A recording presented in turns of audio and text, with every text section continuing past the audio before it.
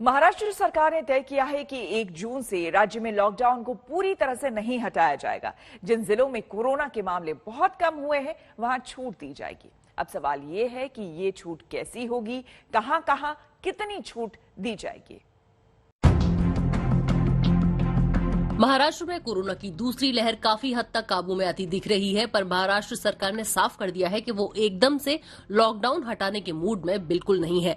महाराष्ट्र के 36 में से 21 जिले ऐसे हैं जिनका पॉजिटिविटी रेट 10% से ज्यादा है। ऐसी जगहों पर सरकार छूट नहीं देना चाहती। हाँ, जहां केस कम है वहां ही सरकार लॉकडाउन की बंदिशों में राहत देगी। यह शिथिलता किस तरह की होगी, इस बारे में टास्क फोर्स से चर्चा करते हुए माननीय मुख्यमंत्री जी इसमें जो भी अंतिम निर्णय है वो लेने वाले हैं।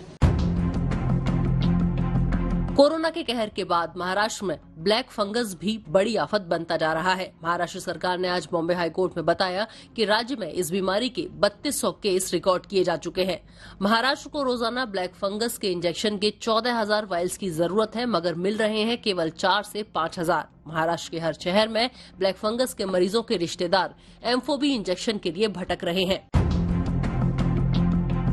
वैक्सीन की कमी भी महाराष्ट्र में कोरोना से लड़ाई में एक बड़ा रोड़ा बनी हुई है। स्वास्थ्य मंत्री राजेश टोपे ने फिर दोहराया कि विदेशी कंपनियों से वैक्सीन खरीदने का काम केंद्र को अपने हाथ में लेना चाहिए। राष्ट्रीय स्तर पर भी हमारी ये मांग है कि जैसा कि $10 से लेके $18 तक स्पुतनिक के अलग अलग रेट्स हैं और फाइजर और एस्ट्राजेनिका के रेट्स $23, $25 तक है, तो ये सभी जो अलग अलग रेट्स अलग अलग राज्यों के लिए आ रहे हैं, इसीलिए राष्ट्रीय स्तर पर हमारे को इंपोर्ट किया हुआ वैक्सीन के बारे में एक स्पष्ट पॉलिसी होना जरूरी है। ऐसी मांग हम जरूर करेंगे और हम करते आए हैं।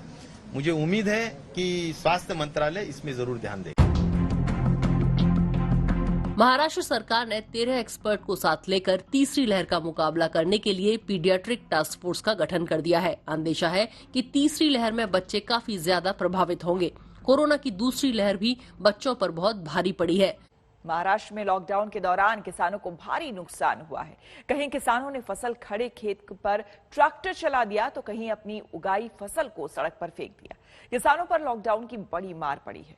उत्पाद बाजारों तक नहीं पहुंच रहे हैं, फलों की बिक्री कम हो गई है। देखिए ये रिपोर्ट।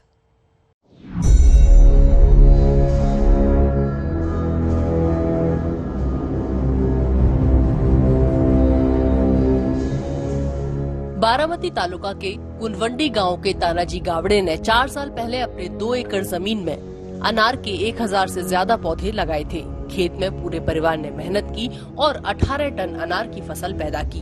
दिल्ली के बाजार में अनार को 75 रुपए प्रति किलो का दाम मिला, जिससे गावड़े को 10 लाख रुपए का मुनाफा हुआ। दूसरे साल उन्होंने अनार के बाग पर 3 लाख रुपए का खर्च किया तो अच्छे दाम मिलने की चाहत पूरे परिवार ने रखी थी, मगर उस समय अनार की फसल बीमारी की चपेट में आ गई और पूरा उत्पादन खराब हो गया।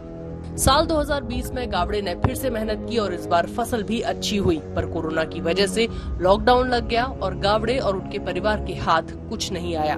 यहाँ तक कि जो खर्चा किया था वो भी निकलना मुश्किल हो गया था। किसी तरह उन्होंने अपने खेत के बांध पर अनार बेचकर कुछ पैसे इकट्ठे किए और मजदूरों का खर्चा निकाला। अब 2021 में फसल तैयार हुई तो फिर लॉकडाउन लग गया। अब तो तानाजी गावड़े का धैर्य जवाब दे गया। उन्होंने पूरे अनार के बाग पर ट्रैक्टर चलाकर अनार के पौधे उखाड़ डाले। गावड़े और परिवार वालों ने अब यहाँ गन्ने की खेती करने का फैसला किया है। 1000 पेड़ की अनार की खेती थी। इसमें पहले बरस अच्छा दाम मिला, दिल्ली को बाजार मिला था, अच्छा मिला था। दूसरे बरस जब कोरोना का वजह से लॉकडाउन हो गया, उसी टाइम से कोई बाजार नहीं मिला, लोग बाहर में आ नहीं रहे, उसके कारण से बाजार भी नहीं मिल रहा। दिल्ली को इस टाइम भेजा, उसको भी अपना खर्चा भी नहीं निकला। इसकी वजह से हमने पूरे 1000 पेड़ से ज्यादा पेड़ों पर ट्रैक्टर चला रहे हैं। ये बारामती के होल गांव के नवनाथ होलकर हैं, जो प्राइवेट स्कूल में टीचर थे, पर लॉकडाउन की वजह से स्कूल बंद है, इसलिए इन्होंने अपना ध्यान अब खेती की तरफ लगाया। पर पिछले 1.5 महीने से चल रहे लॉकडाउन से ये दुखी हैं। इनके उगाए टमाटर बाजार तक तो पहुंच गए हैं, पर टमाटर को 4 रुपए प्रति किलो का दाम मिल रहा है। 1.5 लाख रुपए से ज्यादा खर्च करने के बावजूद इनके हाथ 20 से 25 हजार रुपए आए हैं। समझ नहीं आ रहा कि घर किस तरह चलाएं।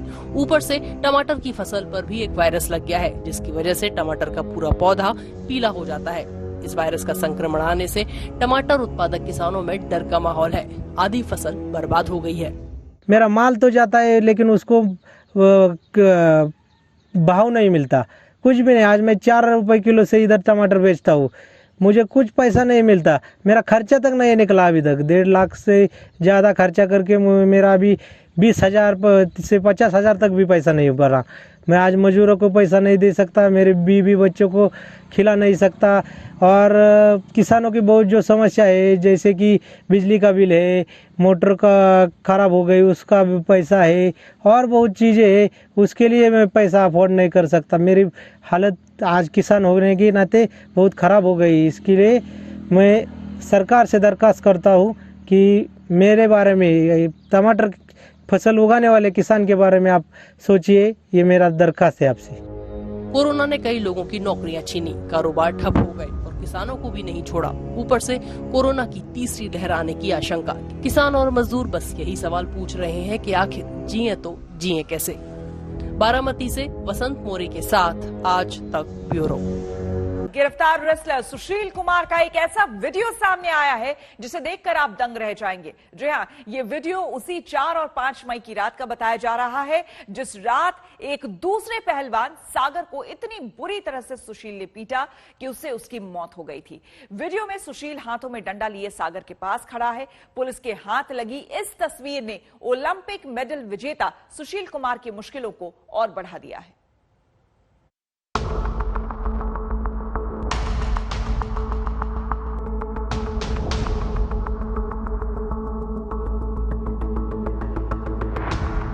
सुशील कुमार के खिलाफ सबसे बड़ा सबूत सामने आया। सागर धनखड़ की पिटाई का वीडियो।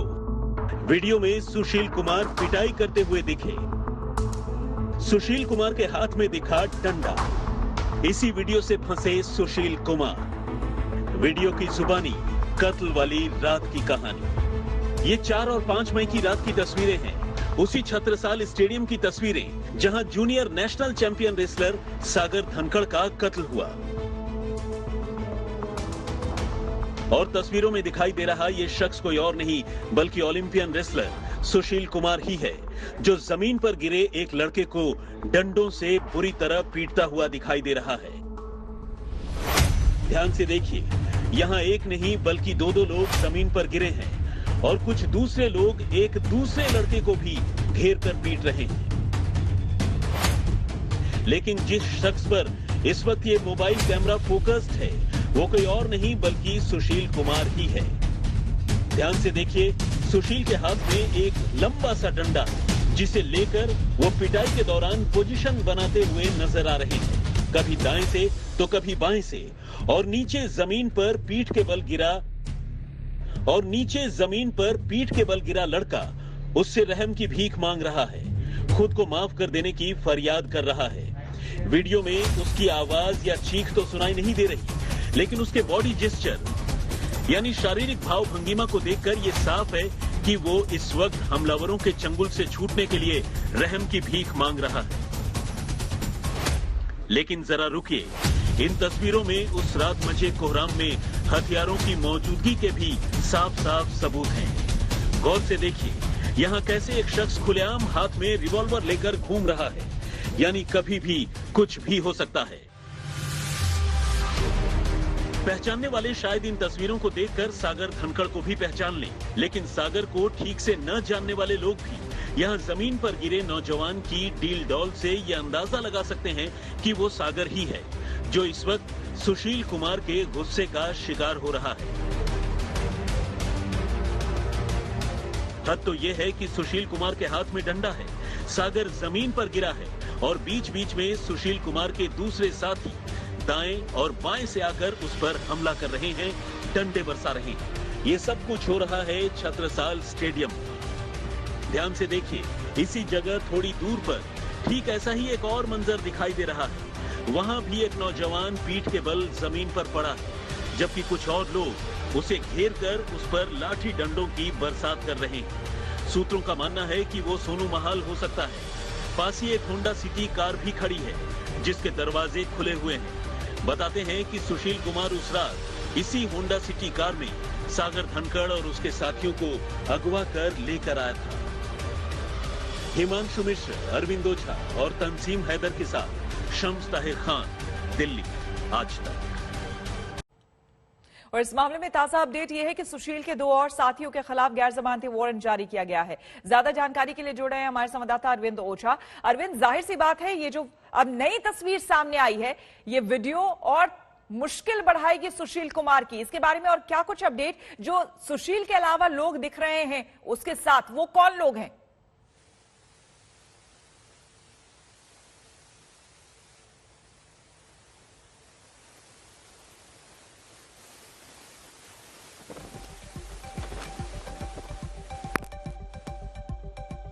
अरविंद, क्या आपको मेरी आवाज मिल पा रही है?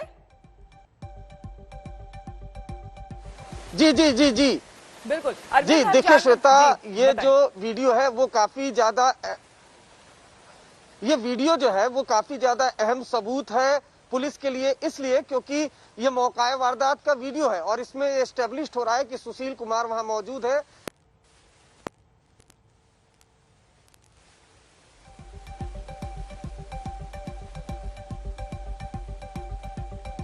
अरविंद की आवाज हम तक नहीं पहुंच पा रही है। हम फिर से अरविंद को कनेक्ट करने की, जी अरविंद बताइए बताइए। जी, तो मैं यही बता रहा था श्वेता कि जो फॉरेंसिक एग्जामिनेशन हुआ है उसमें ये एस्टेब्लिश हुआ है कि वीडियो में सुशील कुमार ही दिखाई दे रहे हैं। इसके अलावा सुशील कुमार को कल चंडीगढ़ भी जो दिल्ली पुलिस है वो लेकर गई थी, क्योंकि जब वो फरार थे तो चंडीगढ़ के कई इलाकों में वो छुपे हुए थे। ये जानने की पुलिस ने कोशिश की, लगातार सुशील से पूछताछ की जा रही है। क्राइम सीन को रिक्रिएट कराया ही जा चुका है। इसके अलावा 2 जो उनके करीबी है सुशील के, जो उस दौरान मारपीट में शामिल थे, उनके खिलाफ गैर जमानती वारंट भी जारी किया गया है, जिसमें एक शख्स तो वो है जिसका हथियार था जो मौका वारदात से रिकवर हुआ। अरविंद, हम आगे आपसे जानकारी लेंगे। फिलहाल आपकी आवाज चूंकि स्पष्ट नहीं है तो हमें यहाँ बीच में रोकना पड़ेगा आपको। यहाँ पर हम आपको बता दें, 13.5 करोड़ के घोटाले के आरोपी भगोड़े मेहुल चौकसी को एंटीगुआ से क्यूबा भागने की फिराक में डोमिनिका पुलिस ने धर दबोचा है, जिसके बाद उसे भारत प्रत्यर्पित करने की खबरें आई है, जिसकी पुष्टि खुद डोमिनिका और एंटीगुआ सरकार ने की है। लेकिन अब इस केस में ट्विस्ट आ गया है। डोमिनिका सरकार ने कहा है कि वो मेहुल चौकसी को भारत के बजाय एंटीगुआ भेजेगी।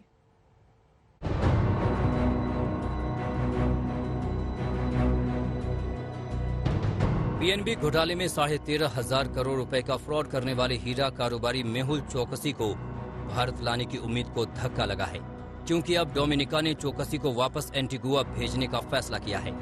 दरअसल डोमिनिका के national security and home affairs ने कहा है कि गैर कानूनी तरीके से डोमिनिका में प्रवेश करने के आरोप में गिरफ्तार चौकसी को जल्द एंटीगुआ भेज दिया जाएगा। इस बारे में एंटीगुआ और बारबुडा से चौकसी की नागरिकता से जुड़ी जानकारी मांगी गई है, जिसके बाद चौकसी को एंटीगुआ को सौंप दिया जाएगा। इससे पहले एंटीगुआ की सरकार ने डोमिनिका से कहा था कि चौकसी को सीधे भारत भेज दो, जिसकी पुष्टि एंटीगुआ के प्रधानमंत्री ने भी की थी। Our specific request to the government of Dominica is to have Mr. Choksi deported and be repatriated directly to India, not to send him back to Antigua and Barbuda where he's a citizen, and one in which he will enjoy certain constitutional and legal protections. दरअसल भारत प्रत्यर्पण के डर से मेहुल चौकसी Cuba भागने की फिराक में था। रविवार को एंटीगुआ से लापता होने के बाद मेहुल चौकसी का पता लगाने में इंटरपोल भी लगी हुई थी। मंगलवार को उसे डोमिनिका में दबोच लिया गया था, जिसके बाद से माना जा रहा था कि मेहुल चौकसी को अब भारत प्रत्यर्पित कर दिया जाएगा। हालांकि तब मेहुल चौकसी के वकील ने कहा था कि मेहुल चौकसी अब भारत के नागरिक नहीं हैं, इसलिए उन्हें सिर्फ एंटीगुआ ही डिपोर्ट किया जा सकता है। Being in Antigua because he's a valid citizen of Antigua. Moreover, in Antigua, by challenging the vires, that is the constitutional validity of the Antiguan Extradition Act, Antiguan Citizenship Act, we've taken a stay on even the processing of any extradition request sent from India or to be sent from India. So the matter is pending in the High Court at Antigua. So there was no issue at all. यानी भगोड़े मेहुल चौकसी को भारत लाने की उम्मीद एक बार फिर तकनीकी तामझाम में फंस गई है, जबकि डोमिनिका और एंटीगुआ की सरकारें चौकसी को भारत प्रत्यर्पित करने के लिए अपनी हामी भर चुकी थी। चौकसी को 2017 में एंटीगुआ और बरबूडा की नागरिकता मिली थी। 2018 में भारत से भागने के बाद से ही चौकसी एंटीगुआ में रह रहा था। पीएनबी घोटाले में चौकसी के साथ उसका साथी नीरव मोदी भी भारत छोड़कर भाग गया था। तब से ही दोनों आरोपियों के प्रत्यर्पण की कोशिश की जा रही है। नीरव मोदी ब्रिटेन में है और वहां के गृह मंत्रालय ने उसके प्रत्यर्पण को मंजूरी दे दी है। हालांकि इसके खिलाफ नीरव मोदी ने हाईकोर्ट का दरवाजा खटखटाया है। डोमिनिका में चौकसी की गिरफ्तारी के बाद उसको भारत लाने की उम्मीद जगी थी, लेकिन फिलहाल ये मामला अब टल गया है। दिल्ली से मुनीश पांडे के साथ आज तक ब्यूरो। उत्तर प्रदेश के सिद्धार्थनगर में 20 लोगों को वैक्सीन कॉकटेल लगा देने के मामले में प्रशासन ने कार्रवाई की है। आरोपों के घेरे में आए एएनएम को सस्पेंड कर दिया गया था। स्वास्थ्य केंद्र से जुड़े डॉक्टर के ऊपर भी कार्रवाई की जा रही है। स्वास्थ्य केंद्र पर 20 लोगों को पहली डोज कोविड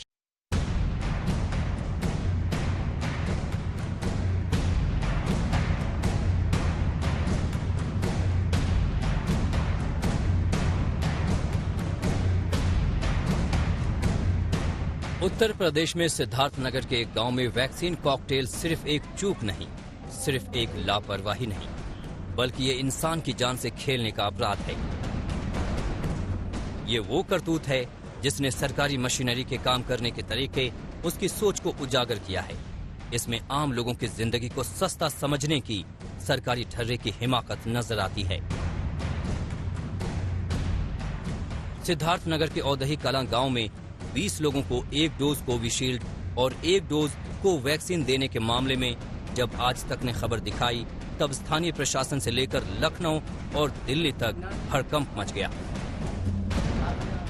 आज तक की खबर के बाद कटघरे में आई एएनएम को सस्पेंड किया गया है। संबंधित डॉक्टर्स पर भी गाज गिरनी तय है। आप लोगों को अवगत है कि ये प्रकरण ऑलमोस्ट 12 दिन पहले एक सब सेंटर पे एएनएम की लापरवाही की वजह से हुआ था, जिसमें ये गलत डोज लगा दी गई थी। तो उसमें उन एएनएम को सस्पेंड कर दिया गया है। जो भी डॉक्टर हैं और जो भी इम्यूनाइजेशन ऑफिसर हैं उनके खिलाफ भी कार्रवाई की गई है और बाकी लोगों का रेगुलर लेवल पे हेल्थ चेकअप किया जा रहा है। अभी किसी को कोई समस्या नहीं है और रेगुलर लेवल पे एक डॉक्टर की टीम मॉनिटर करती है जो उनको हमेशा निगरानी में रखे फॉर नेक्स्ट 2-3 मंथ्स और यही चीज़ अभी निर्णय लिया है। अप्रैल को औदही कलां के स्वास्थ्य केंद्र पर 20 लोगों को कोविशील्ड का टीका लगा। 14 मई को उन्हें कोवैक्सीन का टीका लग गया। ऐसी गैर जिम्मेदाराना हरकत सोच से भी परे है, क्योंकि एक एक टीकाकरण की राष्ट्रीय स्तर पर मॉनिटरिंग होती है। प्रशासन का दावा है कि जिन लोगों के वैक्सीनेशन में ये गड़बड़ झाला हुआ, उनके स्वास्थ्य पर लगातार नजर बनी हुई है। गनीमत है कि अभी किसी का स्वास्थ्य नहीं बिगड़ा है, लेकिन जिनके साथ ये गड़बड़ी की गई, उनमें डर तो बैठा ही हुआ है। जाने अनजाने में लगा या पता नहीं चला? अब ये तो वही लोग बता सकते हैं कि जानकारी से लगाए कि वैसे भूल से लगी, ये तो वही बता सकते हैं। और ये 1 महीने के अंतराल पर जब आप लोगों को पड़ा तो आप लोगों को कैसे पता चला कि अलग अलग वैक्सीन लग गई? जब वैक्सीन 14 अप्रैल को लगा, उसके बाद 14 मई को जब लगा तो मानपुर के एक नंदलाल चौधरी थे। जब वैक्सीन खत्म हो गया तो फोन किए ब्लॉक पर और वहां से पता चला कि वो वैक्सीन गलत है। वहीं से हम लोग को पता चला। तो जब गांव में अलग अलग वैक्सीन लगी तो क्या हड़कंप मचा था? क्या सब लोग चिंतित हो गए?